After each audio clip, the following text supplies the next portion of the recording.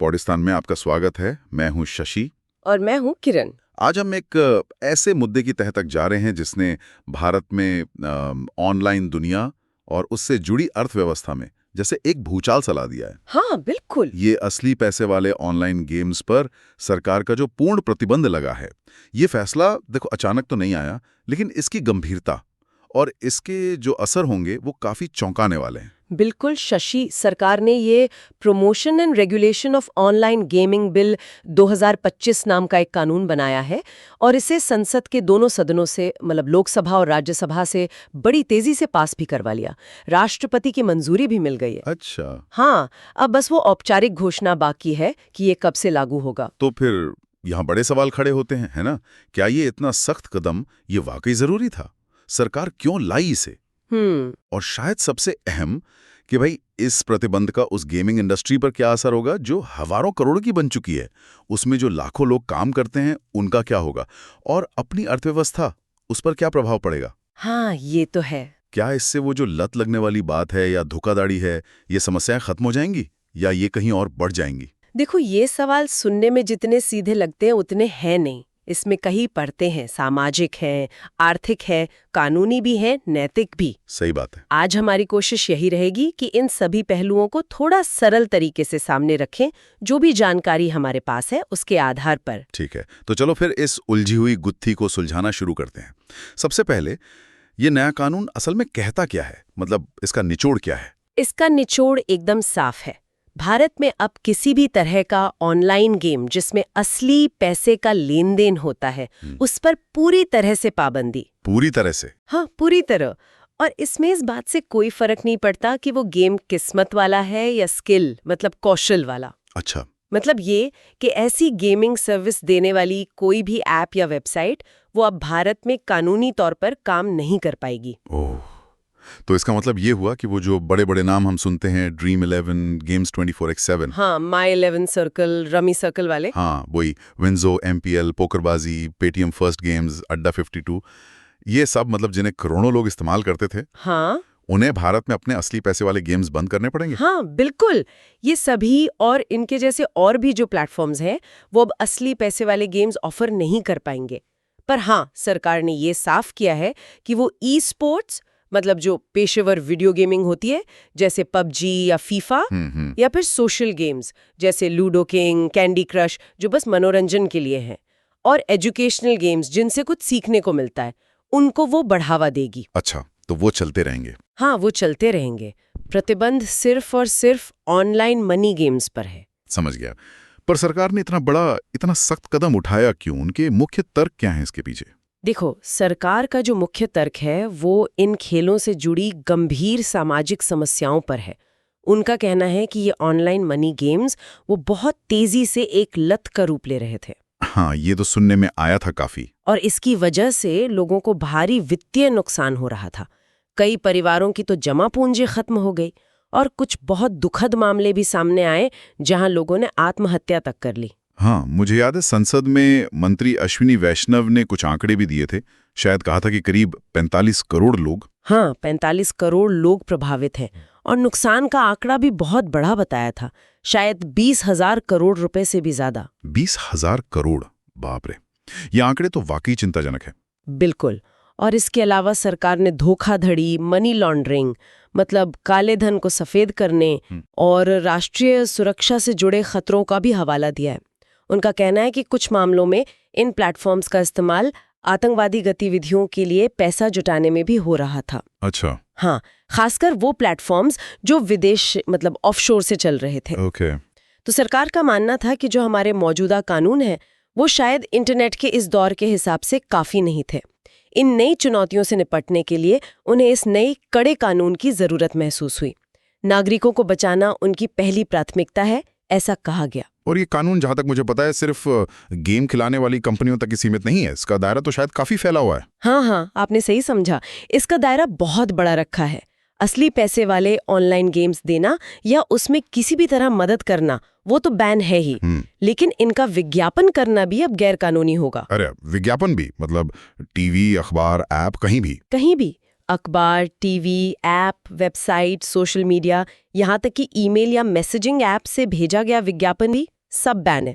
और पैसों के लेन देन का क्या, जो बैंक या वॉलेट्स पेमेंट लेते देते थे इन गेम्स के लिए? वो भी दायरे में है। कानून कहता है कि अब कोई भी बैंक, डिजिटल वॉलेट या कोई और फाइनेंशियल प्लेटफॉर्म इन बैन हुए गेम्स से जुड़े पेमेंट को प्रोसेस नहीं कर सकता। अच्छा। अगर वो ऐसा करते हैं तो उन्हें भी कानून का उल्लंघन करने वाला माना जाएगा, उन पे भी कार्रवाई हो सकती है। तो मतलब पूरी तरह से नकेल कसने की कोशिश है। अब इसे सख्ती से लागू कैसे करेंगे? कोई निगरानी व्यवस्था? और सजा क्या है? क्योंकि बिना सजा के डर के तो...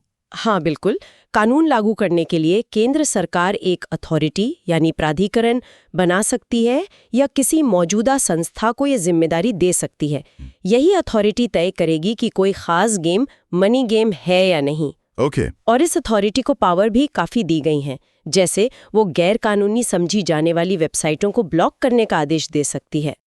अधिकारियों को ये अधिकार भी होगा कि वो शक होने पर बिना वारंट के तलाशी ले सकें, गिरफ्तारी कर सकें, चाहे वो कंपनी का ऑफिस हो, किसी का घर हो या फिर वेबसाइट सर्वर की जांच करनी हो। बिना वारंट के ये तो काफी कड़ी पावर है। और सजा, वो जानना बहुत जरूरी है, खासकर उन कंपनी और लोगों के लिए जो इस इंडस्ट्री से जुड़े हैं।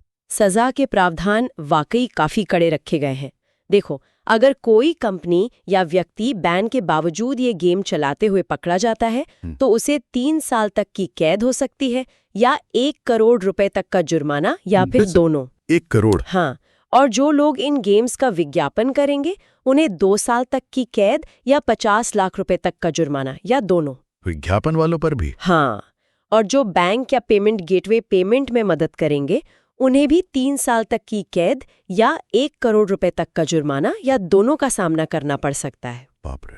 और इतना ही नहीं, अगर कोई ये अपराध दोहराता है, मतलब दोबारा पकड़ा जाता है, तो सजा और भी ज्यादा सख्त हो जाएंगी। 5 साल तक की कैद और 2 करोड़ रुपए तक का जुर्माना। 5 साल और 2 करोड़? हाँ। और जो मुख्य अपराध है उन्हें संज्ञेय और गैर जमानती बनाया गया है। अच्छा, इसका क्या मतलब हुआ, संज्ञेय और गैर जमानती? देखो, संज्ञेय का मतलब है कि पुलिस बिना वारंट के गिरफ्तार कर सकती है, और गैर जमानती का मतलब है कि जमानत मिलना आसान नहीं होगा, वो अदालत के विवेक पर निर्भर करेगा। ओह, तो ये तो बहुत ही सीरियस बात है। लेकिन इसमें एक राहत की बात शायद ये है, जैसा सरकार ने भी कहा है, कि जो लोग खेलते थे यानी खिलाड़ी, प्लेयर्स, हाँ, उन्हें अपराधी नहीं बल्कि पीड़ित माना जाएगा। सजा तो मेनली सर्विस देने वालों, विज्ञापन वालों और पेमेंट वालों के लिए है। हाँ, ये एक महत्वपूर्ण बिंदु है। बिल्कुल, सरकार ने स्पष्ट किया है। चलो अब बात करते हैं कि इस पर इंडस्ट्री की क्या प्रतिक्रिया है, उनकी चिंताएं क्या हैं। जाहिर सी बात है, इस कानून से पूरे उद्योग में खलबली मची हुई है। हाँ बिल्कुल, मैंने सुना है कि all India gaming federation AIGF जो है, उन्होंने सरकार को, शायद गृह मंत्री को भी चिट्ठी लिखी है। हाँ, लिखी है। वो कह रहे हैं कि बैन के बजाय रेगुलेशन का रास्ता अपनाना चाहिए।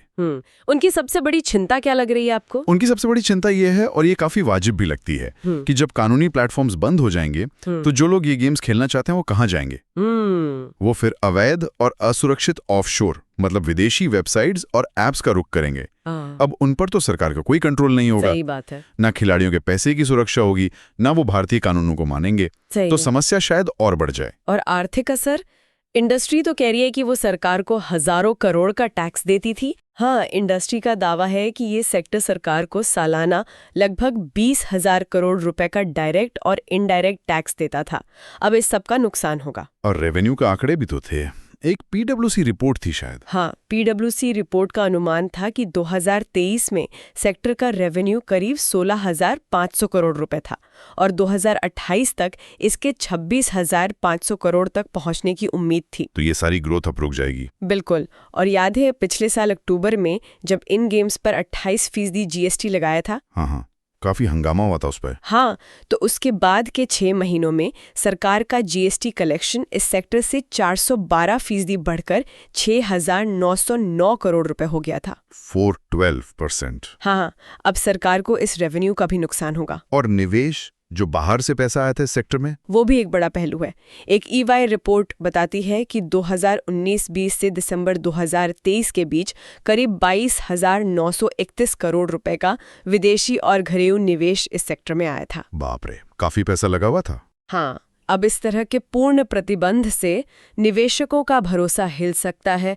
ये एक तरह से पॉलिसी अनिश्चितता का भी संकेत देता है, जो आगे के निवेश के लिए अच्छा नहीं है। और इन सब आर्थिक आंकड़ों के पीछे जो मानवीय पहलू है, नौकरियां, उसका क्या? वो हमेशा सबसे ज्यादा चिंता पैदा करता है। बिल्कुल, और आंकड़े भी बड़े हैं। अनुमान है कि करीब 2 लाख डायरेक्ट और इनडायरेक्ट नौकरियां सीधे खतरे में हैं। 2 लाख? हाँ, और कुछ इंडस्ट्री के अंदर के लोग तो कह रहे हैं कि ये आंकड़ा 3 लाख तक भी जा सकता है। जैसा आपने कहा, ड्रीम 11, MPL, गेम्स 24/7 जैसी बड़ी कंपनियों ने अपने रियल मनी गेमिंग डिवीजन बंद करने या छोटे करने शुरू कर दिए हैं। हमने कुछ लोगों की कहानियां भी पढ़ी, कैसे मतलब रातों रात उनकी नौकरी चली गई, भविष्य अंधकार में हो गया। सौरव माथुर, स्मिता सिंह चंद्रा जैसे नाम। हाँ बिल्कुल। इन लोगों पर घर की जिम्मेदारियां हैं, EMI है, लोन है, बच्चों की फीस, बूढ़े माँ बाप। हाँ, ये मानवीय लागत वाकई बहुत भारी है। सोचिए, जिन लोगों ने सालों लगाकर इस खास सेक्टर में अपनी स्किल बनाई, अपनी पहचान बनाई, उनके लिए अचानक किसी दूसरे फील्ड में जाना कितना मुश्किल होगा। सही बात है। हालांकि कुछ कंपनियों मदद की कोशिश कर रही हैं। सुनने में आया है कि कुछ कंपनियां 3 महीने की एडवांस सैलरी दे रही हैं, कुछ उन्हें कंपनी के दूसरे डिवीजन में एडजस्ट करने की कोशिश कर रही हैं। लेकिन ये हर किसी के लिए या हर कंपनी के लिए संभव नहीं है। ये सारी बातें हमें सीधे उस बहस पर ले आती हैं जो सबसे ज्यादा हो रही, भाई रेगुलेशन बेहतर होता या ये बैन ही एकमात्र रास्ता था। जो लोग आलोचना कर रहे हैं उनका मुख्य तर्क क्या है? आलोचक, जिनमें शशि थरूर जैसे सांसद हैं, कौशिक गौर जैसे इंडस्ट्री एक्सपर्ट्स हैं, उनका मूल तर्क ये है कि देखो, इतिहास गवाह है, किसी चीज पर पूरी तरह बैन लगाना अक्सर काम नहीं करता। वो उस गतिविधि को खत्म नहीं करता, बल्कि उसे अंडरग्राउंड कर देता है या देश के बाहर, मतलब ऑफशोर धकेल देता है। फिर उस पर नजर रखना और भी मुश्किल हो जाता है और समस्याएं कम होने के बजाय बढ़ जाती हैं। तो वो क्या चाहते थे?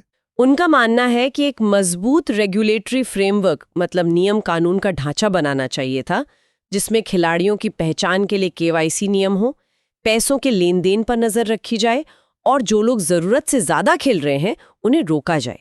ये ज्यादा कारगर होता। मुझे याद है सरकार की अपनी थिंक टैंक नीति आयोग ने भी तो 2020 में कुछ ऐसा ही कहा था, लाइट टच रेगुलेशन जैसा कुछ। हाँ बिल्कुल, नीति आयोग ने लाइट टच रेगुलेटरी फ्रेमवर्क का सुझाव दिया था।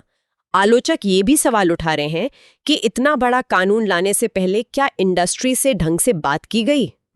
और एक बहुत बड़ा मुद्दा जो बार बार उठ रहा है वो ये है कि ये कानून स्किल वाले गेम्स जैसे फैंटेसी स्पोर्ट्स, रमी और किस्मत वाले गेम्स यानी जुआ के बीच कोई फर्क नहीं करता, जबकि अपनी अदालतें सुप्रीम कोर्ट तक पहले कई बार कह चुकी हैं कि स्किल वाले खेल जुआ नहीं है।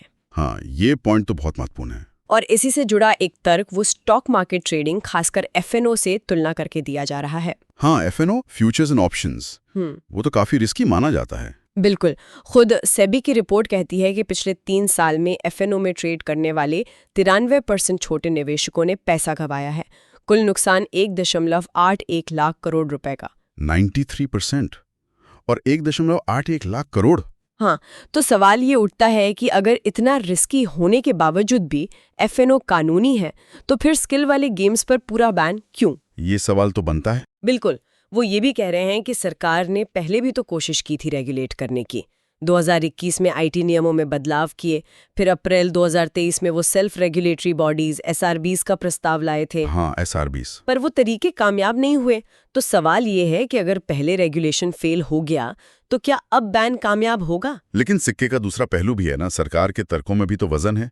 वो जो सामाजिक नुकसान की बात है, लत, परिवारों की बर्बादी, आत्महत्याएं, ये बहुत गंभीर मुद्दे हैं, इन्हें हल्के में नहीं ले सकते। निश्चित रूप से उन्हें नजरअंदाज नहीं किया जा सकता। और राष्ट्रीय सुरक्षा वाली चिंताएं भी अपनी जगह जायज है, खासकर ऑफशोर प्लेटफॉर्म से मनी लॉन्ड्रिंग और टेरर फाइनेंसिंग का खतरा वो वास्तविक है। सरकार का कहना है कि भाई नागरिकों का कल्याण और देश की सुरक्षा सबसे ऊपर है, और वो ये भी कह रही है कि वो ई-स्पोर्ट्स और दूसरे पॉजिटिव गेम्स को तो बढ़ावा दे ही रही है, बैन सिर्फ पैसे वाले गेम्स पर है। ये बहस दिखाती है कि भारत कैसे इस डिजिटल युग के मुश्किल नैतिक और आर्थिक सवालों से जूझ रहा है। मतलब क्या नागरिकों की सुरक्षा के लिए इनोवेशन को रोकना जरूरी है या दोनों साथ साथ चल सकते हैं? बिल्कुल, और ये लड़ाई अभी खत्म नहीं हुई है। अब आगे क्या लगता है, क्या ये कानून कोर्ट में चैलेंज होगा? हाँ, इसकी तो पूरी उम्मीद है। खबरें भी यही कह रही हैं। Dream 11, Gameskraft, head digital works जो एडा 52 चलाते हैं, ये सब बड़ी कंपनियां तैयारी कर रही हैं ऐसे अदालतों में चुनौती देने की। ये चुनौती शायद अलग अलग राज्यों के हाई कोर्ट्स में दी जा सकती है। वो कोर्ट में क्या तर्क रख सकते हैं, मतलब किस आधार पर चैलेंज करेंगे? देखो, उनके वकीलों के पास कई तर्क होंगे। पहला तो वही कि ये कानून संविधान के आर्टिकल 19(1)(g जो व्यापार करने का मौलिक अधिकार देता है, हाँ। उसका उल्लंघन है। दूसरा, ये आर्टिकल 14 यानी कानून के सामने बराबरी के अधिकार का उल्लंघन हो सकता है, क्योंकि ये मनमाने ढंग से वर्गीकरण करता है, ऐसा वो कह सकते हैं। और तीसरा और शायद सबसे मजबूत, कि ये स्किल और किस्मत के खेल के बीच जो कानूनी फर्क है उसे नजरअंदाज करता है। जैसा हमने कहा, सुप्रीम कोर्ट ने पहले स्किल गेम्स को जुए से अलग माना है।